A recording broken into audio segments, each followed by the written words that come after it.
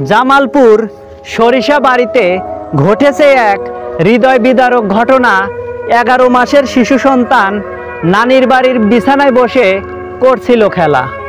বিছানায় শিশুকে রেখে মা করছিল কাজ। মা তো বোঝেনি আজকেই তার সন্তানের শেষ সময়।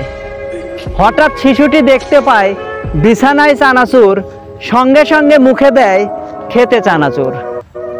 গলায় আটকে যায় চানাচুর। শিশুটির চানাচুর বের করার জন্য চেষ্টা করে মা আর নানি, কিছুতেই বের করতে পারে না চানাচুর শিশুটির গলা থেকে।